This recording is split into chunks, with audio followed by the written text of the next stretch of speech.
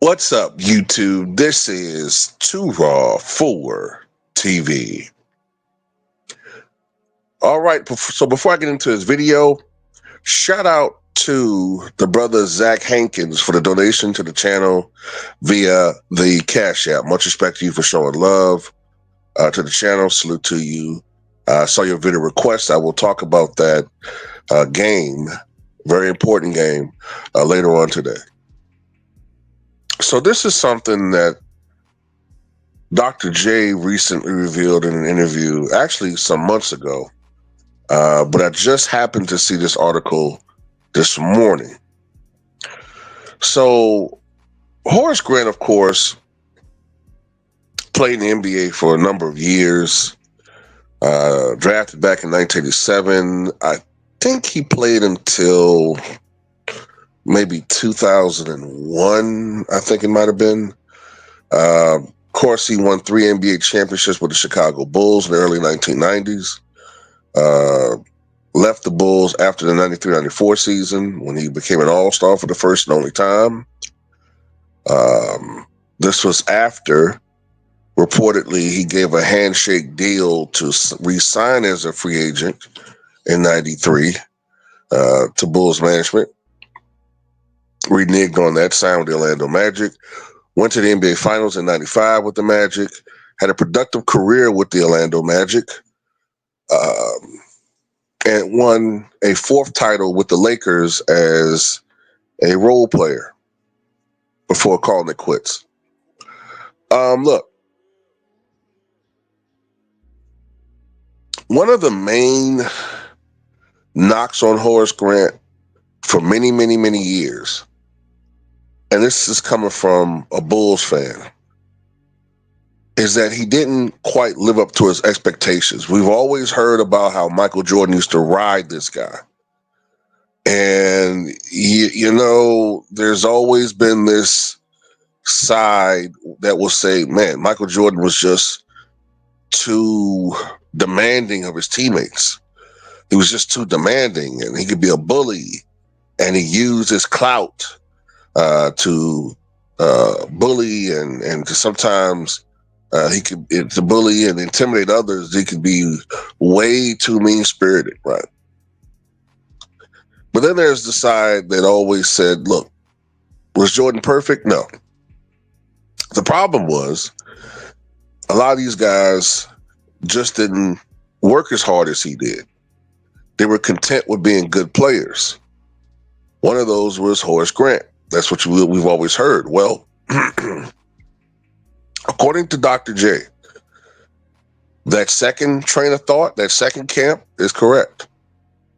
Remember when Julius Erving joined the Orlando Magic organization? I think he was the executive vice president back in 1997. I think it was around the time Chuck Daly took over from Brian Hill, who had been the coach of the Orlando Magic.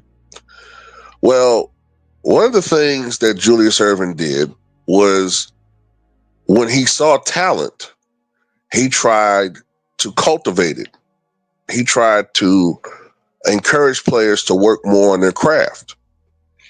One of these players was Horace Grant. Now, at the time, Horace Grant was already 32 years old, but he thought that Horace could add more pieces to his game. I'm talking about Julius Erving. As we all know, Julius Erving, over the years in his career, worked on his game. Many people think of him as just as a high flyer, but Dr. J did eventually develop a jump shot. He expanded his game. He wanted Horace to work on certain aspects of his game, expanding his range. He wanted Horace to work on putting the ball on the floor, work on his ball handling more. And Horace didn't want to work on any of those things. Horace was content with being Horace. Now, that's fine. But Dr. J saw potential in Horace. Horace could have been a guy they see that could go from averaging, 11 and 8 to maybe averaging 17 and 8.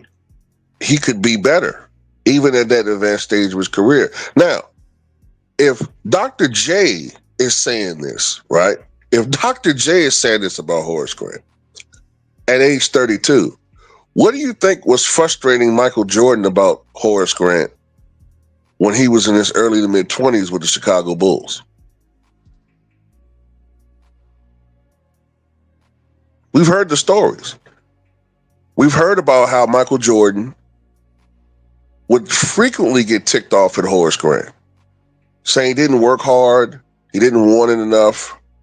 Remember, there were these stories about how,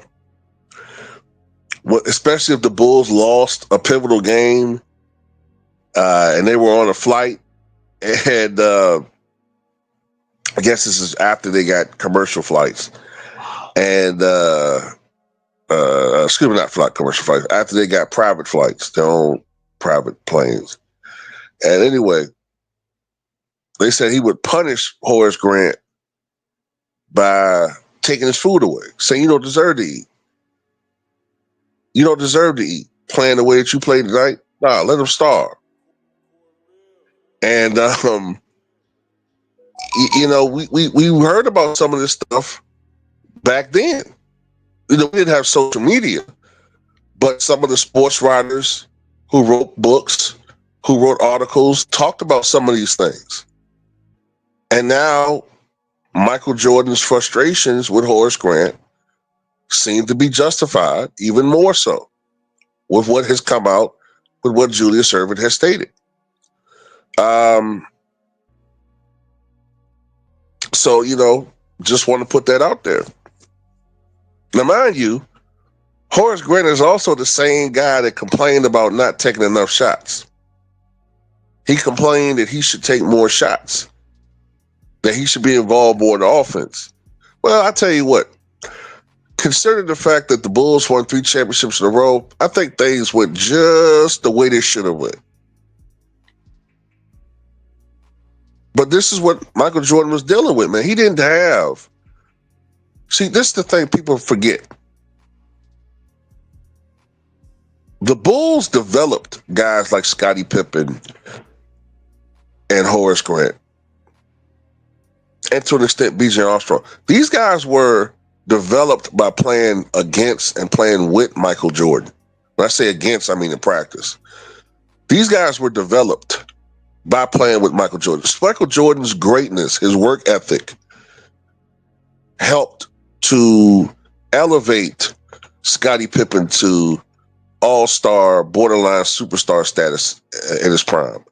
He helped to elevate Horace Grant to being, at the very least, a fringe, borderline all-star player at his apex.